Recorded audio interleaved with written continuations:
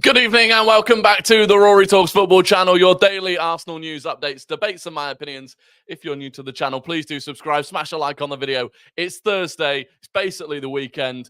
Let's get cracking. Loads of you in the chat already. Jakub, Adam, Pekka, Adam, Jacob, Fizzy, Vivi, Vlad, Verdi, Andreas, Louis, Absolute Cack, Emilio, George Christodoulou, Ethan Udall, Smithy, Sportcat. Someone who's also Adam has given me, told me how to pronounce Gyökeres. So the S is actually a sh. So we're now going for Gyökeres. That's what I'm going for, Gyökeres. And we will be talking about him today, alongside Alexander Isak, who is coming up in conversation. And it seems, there's a good chance we're going to get a Swede this summer. There is a good chance we're going to get a Swede this summer. Loads more of you joining. Francis, Alex, Drax, Creeper, Kemar, Max, Mia, David, Samuel, Barry, Isak, Magnus. Good to see you all. Is Saka actually injured? Well, we'll talk about it. Look, the news coming out of, directly from England now, actually. England said Bukayo Saka has left the Three Lions camp and returned to his club for continued rehabilitation on an injury that he reported to St. James's Park with. So he arrived at St. James's Park with an injury. He had been doing individual training away from the group, and he has now left the England camp. He will not play in either of the games. And we hope that is not a significant injury. For me, the fact that he went to England camp in the first place would suggest it's not a serious injury. I would imagine he could play with it if he needed to, but he doesn't need to. St. James's? St. George's. St. George's Park. Do you believe Saka's spot is cemented for the Euros? There's a lot of competition. Yeah, Saka's spot isn't in doubt. Saka's spot's not in doubt at all. I mean, look, it's a good opportunity for whether it's Palmer or Bowen or whoever. There's an opportunity there for someone. But Saka's spot is Saka's spot. He's England's golden boy. Southgate loves him. He's England's back-to-back player of the year. There's no doubt that Saka he'll be starting for England unless there's some fall off or injury in the meantime. But look, it's another player back at Arsenal, which is good. All we need now really is Declan Rice, Saliba, and Ødegaard. They're the three left now that we have to hope and pray get through their international games. Look, City are probably going to put... Well, I think they've already pulled Haaland out. They pulled De Bruyne out. I'd be surprised if Foden or John Stones play in the second game against Belgium. So, look, it is what it is. Hopefully he's fine. Thoughts on us only playing 2 first-team players in our friendly today? Yeah, so if you didn't know, Arsenal played a behind-closed-doors friendly today against QPR, and we got battered. We lost 4-0. But, fortunately... only Tomiyasu and Thomas Partey played in terms of senior players. Tomiyasu got 45 minutes and Thomas Partey played an hour. Outside of that, it was just the academy players. So we don't need to panic that we got battered by QPR, which would have, I assume, been a fair number of their senior players would have played in that game. But it's good to see Partey and Tomiyasu back. I guess the big notable absence was Jurriën Timber. Timber wasn't involved at all. And so I do think people need to lower their expectations as to when Timber is going to come back. For me, if he's not even involved in a behind closed doors game, which is low tempo, low intensity, he is not going to be in the squad for Man City. He's not. Rory, don't play with me. That title has me worried. Well, it's not a lie. Saka is injured. According to England, and the reason he has left is because he needs to rehab on an injury. But what that injury is, it might be nothing serious whatsoever. Rory, did you see the clip of Raya doing a rondo with Spain? Looks so natural on the ball, it's crazy. I'm telling you, Raya is a midfielder. David Raya has so many attributes of a midfielder. It's unbelievable. Like the way he scans is like a midfielder does, and that's why normally when the ball comes to his feet, he already knows exactly what he's going to do and where it's going to go before he even takes his first touch, which means his first touch does the right thing. Whether that's getting it straight out of his feet so that he can go long, whether that's trapping the ball dead so that he can turn and move it. He's unbelievable on the ball. Unbelievable on the ball. How much would Isak go for? It's interesting. I think he'd go for like 80 million-ish. It depends if Newcastle have to sell him to raise the money. Maybe he goes for a little bit more. Isak is not the Swede I want. Well, we'll talk about it. Aaron, good to see you. Hope you're doing well. Is Martinelli still injured? Yeah, but he should be back for the game. He should be back for the game. Move Raya into the left 8 and put Ramsdale in goal. It's a possibility. Do you think we would be in for someone like Rafinha if Barcelona were to sell him in the summer? Not for me. I don't think he's good enough anymore. I don't think he's good enough. One player we might look at is Rodrigo from Real Madrid. Apparently, Rodrigo is concerned that with the arrival of Mbappe, he might not have a place in the team. And so, potentially, that could be someone that we go for. And that would be serious business. 9 more sleeps until Arsenal play. Come on, indeed. I just want to say now, this is going to be a slightly shorter stream than normal. At 7, I am going to jump off and go onto the football terrace. So I'll be on the football terrace, the top 6 show from 7. So we've got to rattle through things quite quickly before that happens. Do you think we will take 3 points from City? No, I think it'll be a draw. My prediction is a draw. But the reason that Isak and Gyökeres are on the thumbnail and the title is that Newcastle striker Alexander Isak is on Arsenal's transfer shortlist as they aim to bring in a forward this summer.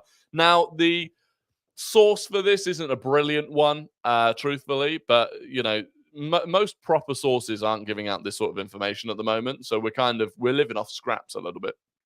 But Alexander Isak is on the agenda, and I was kind of looking like, we've had this conversation, Isak or Gyökeres. What is the preference? What are you having for dinner? I've already eaten it, actually. I had lovely chicken gyros. Sensational. With some sweet corn and some carrots. Should we look at Cooper Miners as a Partey replacement? Possibly, but I don't think we are looking at Cooper Miners, to be honest. I don't think we are. Matt Medius with a £2 super chat says to think we started the season with Partey at right back. I know that seems a long, long time ago. Thank you very much, Matt, for the £2. But it does seem like a long time ago that we had Thomas Partey at right back. Saka isn't injured, by the way, guys. He's obviously doing what everyone is doing. Probably. That is probably the truth. Being fair. But I am going to... We're going to bring up Isak. Obviously, we've already looked. It's currently still on Murillo from yesterday, but we've already looked at Gyökeres. We've looked at his stats. Now, if we're to run through this, and we'll go pros and cons. We'll go pros and cons of the different players. That's probably a bit on. Isak is younger by a year. Just over a year. So not a lot in it. Isak's taller, so I guess he's more of an aerial threat. Although, interestingly, 16% aerial duels won, I believe, is lower than Gyökeres. So whilst he might be taller, does he necessarily use that height to his advantage? Not so much. Overall, this is a lot worse for me. In terms of chance creation, touches. I know he's playing in a Newcastle team that are nowhere near as dominant as Sporting are in the Portuguese league. But this, overall, this map doesn't look good, truthfully. 12 goals in 20 games, that is very good. And he's been feeding off scraps a little bit this year. You look through his numbers, you know, he loves this shot. He loves this shot from outside the box, but in general, he is a penalty box striker, which is good. That's what we're looking for. In terms of his finishing, really good. His finishing is excellent. He's a world-class finisher. I'd say in that specific aspect of the game, he's world-class. He's got lots of different finishes in his locker. He's got the finish I like that he does is that kind of the one that has very little backlift. He almost just snaps the shot straight off and it catches keepers out. But This, for me, no bueno. No bueno. Compare this to Victor Gyökeres. It's significantly different. No assists, virtually zero expected assists. Successful passes, not much. Pass accuracy is all right, but actually that's still too low to be at Arsenal. It's not good. It's not good. Possession play, again, all right, not as good as Gyökeres. Not as good as Gyökeres. Defending, Jules 1, all of these, really not as good as Gyökeres. So, overall, when I look at the two of them, and then you factor in Isak's injury history.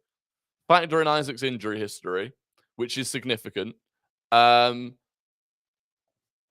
just not sure. I'm just not sure. And with that fresh in your mind, if we go and look at Gyökeres, look at this. Look at the difference. It's staggering. It's a significant difference. Now, don't get me wrong, right? This is in the Portuguese league. Isak is doing it in the Premier League. That is a big difference. Would Gyökeres be doing this in the Premier League? Probably not. Not to this level of significance. He'd be the best striker in the Premier League if he was. But, you come down and look at it, 10 assists compared to 0 for Isak. It's for some reason his player stats aren't available. Why not? Why aren't his player stats? Why aren't these available? Here we go. I mean, look at it. Look at it. It is staggeringly different. And even the possession-based stuff is important for me as well. But the passing is it's the link-up play. It's the link-up play. Because if you're going to go and get a striker that's just not going to be involved in anything other than scoring goals, well, then you just want to go and get Osimhen. Then Osimhen's a far better option than Isak anyway. Gyökeres eye test is also more chaotic in a good way, kind of like a refined Nunez. Yeah, that's what I like about him. He puts teams under so much pressure. It is riskier. I wouldn't say it's riskier. I'd say they're both risky. I think whatever you do, it's going to be risky. Isak, you're risking injuries. You're risking, okay, well, he's kind of done it at Newcastle. He's shown he's a good finisher. Does he have the rest of the game that you need? Can he do it at Arsenal? Can he do it against deeper blocks? There's a lot of questions to be asked. So, yeah, it's for me, and also you'd be looking at similar money. But between Isak and Gyökeres, you'd be looking at similar money. For me, it's kind of a no-brainer. It's kind of a no-brainer. Choose one: Tony, Watkins, Isak, Gyökeres. Gyökeres. He is my number one. He is numero uno. He's also got a better celebration. He does have a better celebration. Loopy, good to see you. Hope you're doing well. Since we need a lot of players, and when we buy a striker, you reckon there's a chance we don't buy a winger and just move Jesus out wide? Yeah, possibly. That is the possibility, but I'm worried that Jesus doesn't have the legs to be a winger anymore. I'm worried, unless he can improve it over the summer, I feel like Jesus has lost a yard of pace. I feel like since the injury and then the second injury, I feel like Jesus has lost a yard of pace, and it's worrying me. Worries me even more if you're trying to play him out wide, because there it's even more important. Thoughts on Arsenal Academy signing one of the best young players in the country, in Braden Clark? Yeah, very good, very good. We spoke about that a while ago. It has been confirmed now. He left Wolves, which means that we didn't have to pay Wolves any compensation, so we effectively got him for free. Very good. Young, centre-back, capped for Wales under-17s. Gyökeres playing in an hour. Will you be watching? I will be. Well, I'll be trying to watch. I'll need to try and find a stream for it, because I don't know who's going to be showing Sweden against. Is it Portugal they're against? But yeah, I'll be watching it. Well, I'll be on the football terrace from 7 till 8, and then I'll be watching it. Do we need a new backup goalkeeper or a new striker? Both. Well, we'll sell Ramsdale, presumably. Go and get a backup goalkeeper, get a striker, get a midfielder. We got a lot of money. One thing that's interesting and to keep a note of, David Ornstein keeps talking about how busy Arsenal are going to be this summer. He keeps talking about Arsenal going back into the market in a big way this summer, which is good. Newcastle play dead football. I'm telling you, Isak is a top striker. Gives me Henry vibes. Just worried about the injuries. Yeah, I've no doubt that he could play at a higher level. He, in a better team with better players around him, he could do a lot more than he's done at Newcastle. But for me, right now, I just think Gyökeres is ahead. Rory, would you take a look at his Coventry? Would you take a look at his Coventry stats? Is it maybe an indicator of what he could do playing in? Yeah, let's see if we can. That's not what I wanted to do. Let's see if this thing can show his stats from. Yeah, here we go. So here are his championship stats. Yes. Yes is the answer to that. Wait, this is I'm assuming that if that is showing his championship stats, what are the numbers? 82, 42, 22. I just need to remember some numbers before I go back. Yeah, 21. So so this is what he did in the championship. So he was doing it in the championship as well, which shows he can do it in England. Not in the Premier League, but he can do it in England. And again, across the board, it's all pretty similar in terms of what he's clearly good at. And a big thing again is this 10 assists. He is massively involved in providing and creating. And that's the thing. It's all that, it's all well and good bringing in a goal scoring striker, but I still want Saka scoring plenty. I still want Martinelli scoring plenty. I want Ødegaard and the other midfielder that we bring in. I think this is more important. I think this is more important for us. And look, I know people don't like the argument that Haaland made Man City worse, but I do think in some ways, when Haaland plays, Man City are not as good in big games. If teams take Haaland out of the game, they struggle. So this is what I want to see, and there you go. Yeah, he did it in England as well. Looks like a powerful runner. Oh yeah, he's a very powerful runner. Very powerful. Like he's a bulldog. But he's tall as well. He's a monster. He's a monster. I'm telling you. I'm telling you. You have me hooked on signing him. I really want it to happen. Me too. Me too. Carter, you've missed a little bit about Saka. Saka's injury. He's withdrawn from the England squad, and then we've just compared Gyökeres and Alexander Isak. And look, stats aren't everything, right? Of course they're not. And for me, actually, the eye test on Isak tells me he's a better player than the stats do. I don't think Isak is as bad as these stats that we just went through look. But they do still tell you a lot. And I just think how much will he go for? Well, Gyökeres he has a buyout clause of 85 million pounds. He's got a buyout clause of 85 million pounds. Apparently, Sporting want him to sign a new contract with an even higher release clause. So his release clause is currently 100. It's currently 100 million euros, and they want him to sign a new contract with a release clause of 120 million euros. Which that would then be getting into the realm of, okay, this might be too much. This might be too much. So the stats favour Gyökeres massively favour him. Yeah. Reece out, get a new winger that can shoot, no flip-flap merchants. I don't think Reece's shooting's that bad. I just don't think he gets into the positions enough. I mean, he just doesn't play enough in general, to be fair. As a Swede, it's great to see Swedish players get recognition. I'm really excited to see what this new manager does with this fantastic crop of Swedish talent. Yeah, you've got to qualify for the World Cup. You've got to qualify for the World Cup. Apparently, Newcastle's physio is really bad, which could explain Isak's injuries. Yeah, their physio is bad. Botman should have been given surgery, and now he's fully torn his ACL. I think Anthony Gordon was struggling, and then he's come back, and then their physio isn't great. But Isak's has kind of more injuries than Gyökeres even before he joined Newcastle. Seems very professional too. That interview he did sounded very focused on winning the season and winning sport with Sporting compared to Ivan Toney.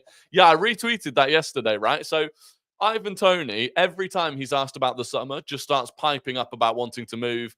He was joking about how he wants to move to Real Madrid the other day, and he was like, Brentford will get their money, and like super disrespectful.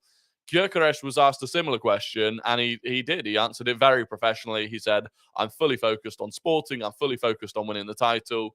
And whatever happens in the summer, we'll deal with that at the time. So, yeah, I do. I think he's got a great mentality. You know, I'm yet to really find a flaw in him, to be quite honest with you. Isak, Gyökeres, Osman, choose one. Gyökeres. He is numero uno. For me, number one. I am captaining the Gyökeres steam train, and we are at full steam ahead. So I'm late. What have I missed? Quite a lot. You can scroll back on the YouTube thing and watch it from the start. After I finished, we're going to be finishing in 9 minutes anyway. So there's not too much long left. I mean, Nunez had kind of the same numbers as Gyökeres back before he signed for Poole. Yeah, but did he? But did it? Let's go and look at Darwin Nunez's numbers the season before he came. Let's have a look at his numbers. Because you might actually be right. You might actually be right. But let's. So this was the season before he came. Not bad. Not bad. I mean, his shooting was unbelievable. This is the incredible thing. He was a goal scoring machine. He was a goal scoring machine. This not as good. And this is the area that, for me, is where Gyökeres excels compared to other strikers. But his goal scoring is still right up there. That's the difference for me. His goal scoring is still right at the very top, but so is his all-round game. And that's where, you know, I mean, Darwin was a brilliant goal scorer, but the rest of it was not at the same level that Gyökeres is doing. So, again, you know, he competes. He competes right at the top. He does. I don't know what I've clicked on then. But there we go. Rory, why do you think the Tomiyasu contract is only until 2026? I expected a bit longer. We spoke about this yesterday, but it's basically because of his injury history. It puts Arsenal in a position where his transfer value is locked in. There's no risk of him running down his contract because there is a year. There's an option to extend it by a year within that contract, but we're not now tied to him for the next 4 or 5 years if his injuries continue. So we've put him in a position where his transfer value is still there, but we're not running the risk of, we're not running the risk of another Cedric, basically. Because as much as we all love Tommy and we all know how good he can be, we also know that he's got injury issues. And if he cannot find a way of getting rid of those injury issues, and he can't prove that he can play consistently without getting injured, then, you know, we'll have the option to get rid of him. Will there be a stream that Rory doesn't talk about Gyökeres? No. Every day from now until the opening day of the transfer window, I will demand that we sign. No. There probably will be days where I don't talk about him, but it's the international break. You know what? Once the international break finishes and we've got potentially 14 games in 49 days and there's a game every 3 days, we probably won't talk that much about him. There won't be much time to talk about transfer gossip. So, yeah, it's very much international break content at the moment, but I'm definitely going to be keeping an eye on him. Definitely going to be keeping an eye on him. Anyway, it is time for Guess the Guna, the game where I give you 5 clues about an ex or current Arsenal player, and you have to guess who that person is in the chat. First person to get it right gets the immense pride and respect of the Rory Talks Football community. Get your fingers on your keyboards. If Sportcat somehow gets it right again before I've even given a clue, I give up. It's not Gibbs. There you go. It's not Gibbs. All right. This player, clue number 1. This player joined the Premier League from Stade Rennais.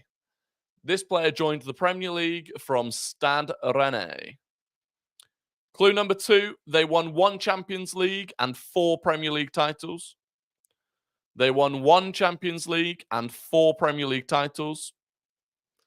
Clue number 3, they played 139 games for Arsenal. Clue number 4, they joined Arsenal in 2015 for £12 million. They joined Arsenal in 2015 for £12 million.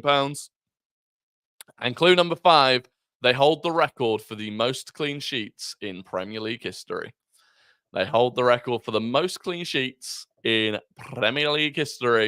And the first person to get it right, and I actually saw he spelt it wrong and then spelt it wrong again, but I got him. I believe, I'm just going to double check. Oh, it wasn't Szczesny. Vivi Vlad was down the right road. He was going down the right road with the goalkeepers, but it wasn't Wojciech Szczesny. It was indeed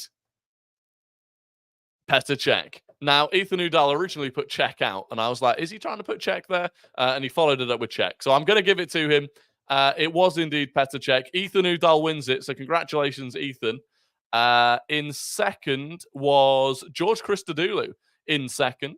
In third was Magnus. In fourth was Dart.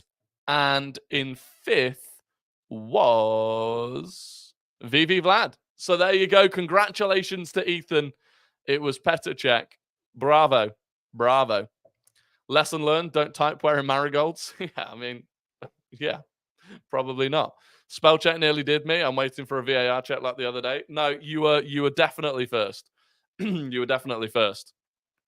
Smart to do clues about his time at Chelsea to throw people off. Yeah. I've got it. We are probably the most intellectual Arsenal community going.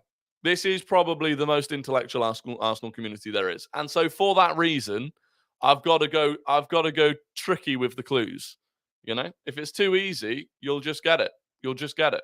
And now on to guess the non-Gooner. This is a player that does not and has not played for Arsenal. I'll give you their entire career path, and you have to guess who it is in the comments. It is not Victor Gyökeres. It is not. And it's not Isak either. It's not Isak. It is a player that I don't believe I've spoken about today on the stream. All right. So, this player started their career at St. Mirren. They started their career at St. Mirren. They went to Hibernian. And then they went to Aston Villa. St. Mirren, Hibernian, Aston Villa. Bosh. Not Salah, not Forlan, not Messi, not Jota, not Salah. And of course, I'll let some of you get it in the chat. But winning it is VV Vlad. It's Big John McGinn, who's actually little John McGinn. He's a little angry man, John McGinn. There you go. I did actually talk about him today in a TikTok, which was why he was on my mind. But listen, if you don't watch the TikToks, then you had no advantage today. You had no advantage for little John McGinn. But it was VV Vlad that won it. It was Ethan Udall in second. So a 1-2 for Ethan Udall is decent. Very good day for him. Sportcat was third. Brendan Kennelly was fourth. And Tom was fifth. So there you go. Congratulations. Lee Gunner still thinks Tony should be our main target in the summer. Yeah, that is the least surprising thing I think I've ever heard. He probably still thinks we should be playing with Kieran Tierney at left back as well. In fact, he probably still thinks we should be playing with Matteo Guendouzi in midfield. Is John McGinn from Northern Ireland? That was a sensational Scottish accent. It's so easy for Arsenal fans to say just spend 120 million on Osimhen without actually looking into it and realizing Gyökeres is the better buy. This is what I'm saying. I think Osimhen is overpriced. Francis thinks he got it first. Francis is demanding a VAR check.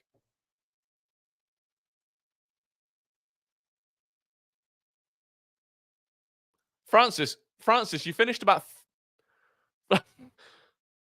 I don't know how slow your computer is or your internet is, Francis, but I'm not even joking. I don't think you finished in the top 20. You finished about 15th. That was a poor VAR check, because that was you were nowhere near. Did you see that the French FA banned fasting? Well, they didn't ban fasting. They didn't ban fasting. That's kind of gone round today.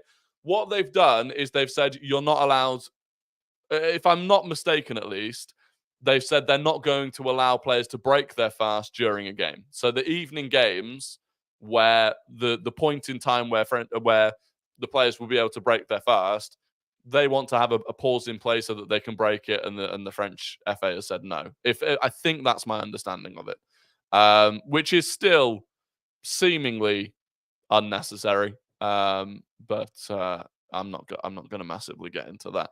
Anyway, that is going to be the end of the stream. Apologies, it is a bit of a short one. I'm jumping over to the Football Terrace, the Football Terrace YouTube channel, the Top 6 show with Terry. I'm going to be jumping onto that. I'll be there for the next hour. So if you want to jump over to that as well, feel free. If not, 6:30 tomorrow night. I'll be back. You'll be back. Have a fantastic evening. One more day until the weekend. Although it's not a football weekend, really, which is quite sad. But until then, have a good one, and I will catch you tomorrow. Oh, and please like and subscribe and all that good stuff. Thank you. Goodbye.